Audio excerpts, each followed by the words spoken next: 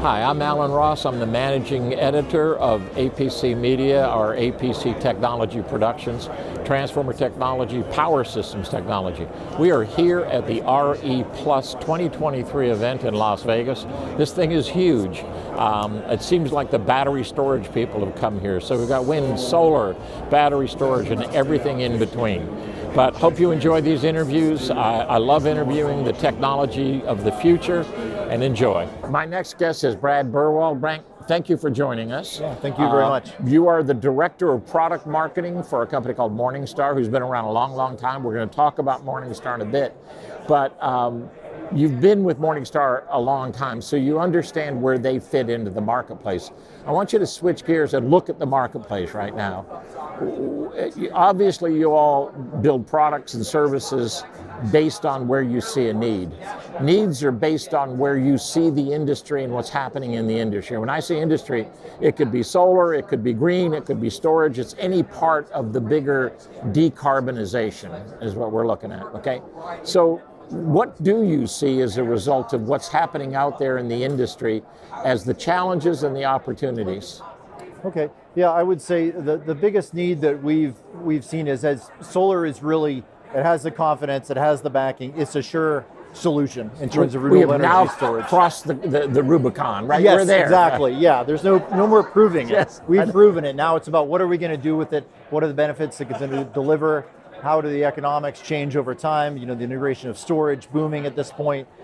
Really, our application has been finding integrations and partners that have been looking for, now that this proven technology is something they can bet on, is adopting solar and energy storage for taking their products further than they've been before. Let me give an example. We've worked with a variety of security applications where they're looking at border security, remote sites that are maybe not manned, but that they need eyes on, cellular communications such as towers and such, where they're remote applications, not easy to reach, and solar is something they can bank on in terms of reliability. So we're working with those companies to provide integrated solutions, obviously with our products, power electronics, and of course working closely with storage to enable that so that they can go further, they can get into new markets, you know, greenfield applications where previously they didn't feel that the application was feasible, and of course with security, getting those applications and cameras where they're truly needed and not, you know, being limited by, you know,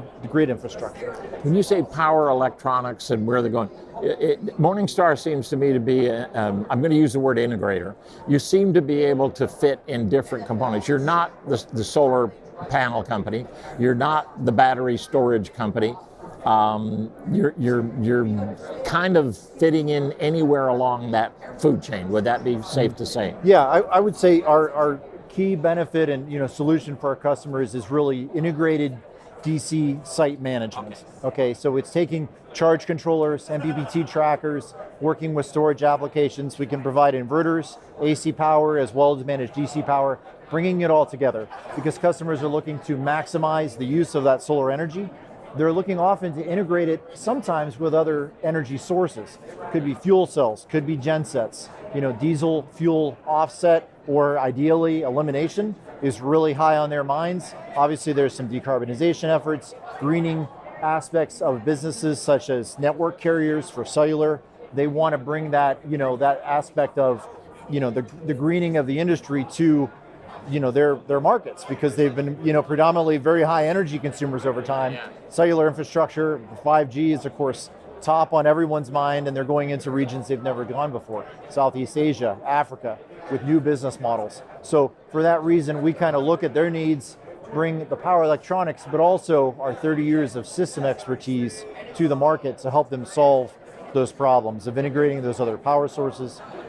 Remote monitoring capabilities, you know, these are not manned locations, often at great distance, so they need help with communication systems, getting eyes on their power consumption, the generation, you know, preventing the need for truck rolls, you know, scaling these systems. You know, it's one thing to develop a pilot site, you know, and then maybe scale it to a couple dozen.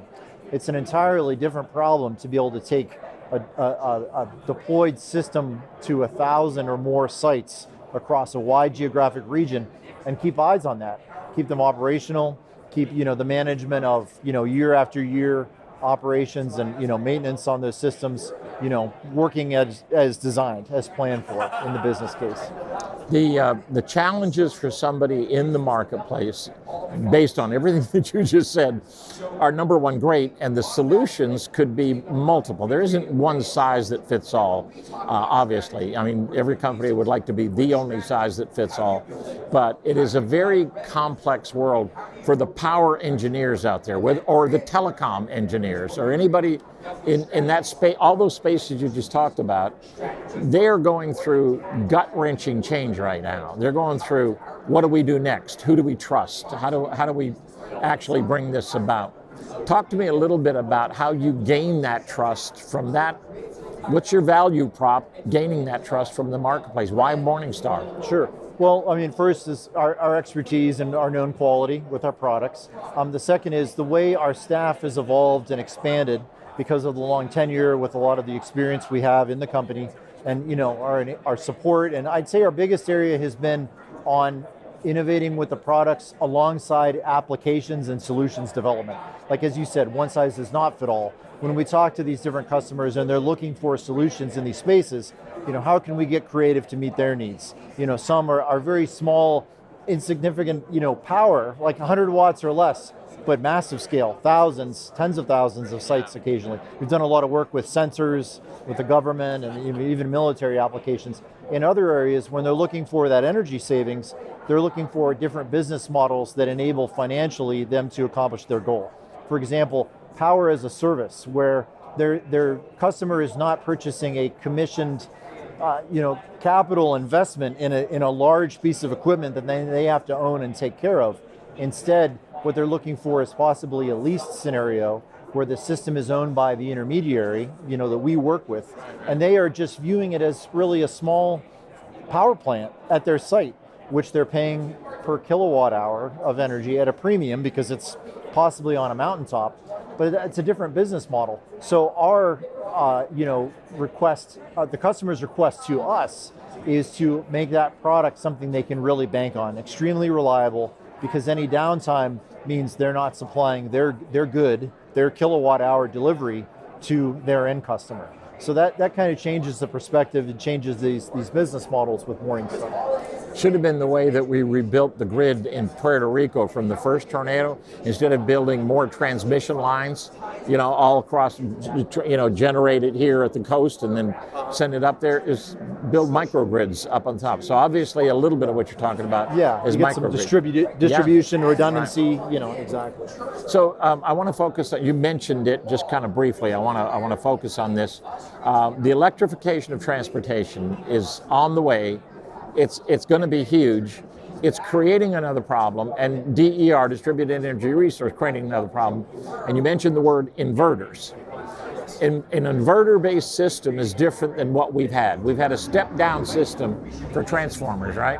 Now we're doing an inverter-based system, and inverters are having a negative impact on installed base, particularly on transformers. They are degrading at twice the rate of normal degradation.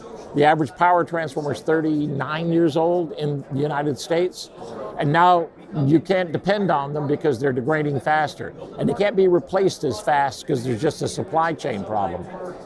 Talk a little bit about how the inverter problem is actually a system solution. I know that's very specific, but...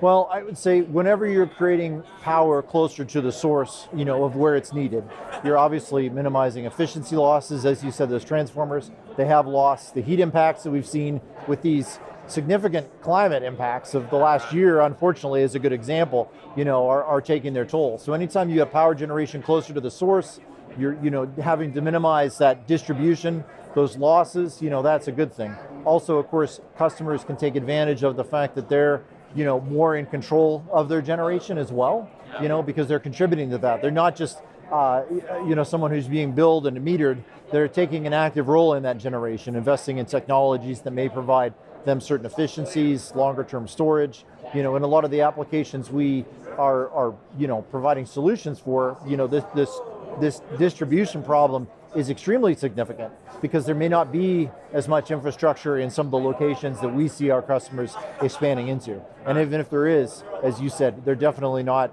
the latest in technology because grid has such a, it's such a long-term cost. It's an old grid, and in some places yeah. it's a really old grid. Yeah. Yes. ROG is really old guy, and it's also a really old grid. Really? out of the electrification of transportation, what do you see? Well, I think that anytime you've got motive applications that can be charged, I think the biggest challenge there is probably the speed, as always discussed. Do we go fast and hard, try to mimic that fuel delivery system that everyone's come to know over the last many decades, or do we kind of do like a low and slow transition to the electric grid? Being an engineer background, I'm a little more a fan of getting more chargers, not necessarily 350 kilowatt size capacities, in everyday hands, in the home, in the workplace, in parking garages, in movie theaters.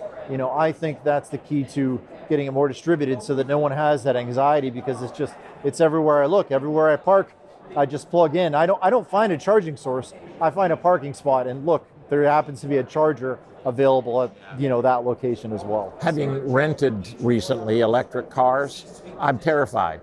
I was at one point, I was down to 43% in a Tesla. We were in California, and all I was panicked about finding the Tesla power thing. I pull up, completely full.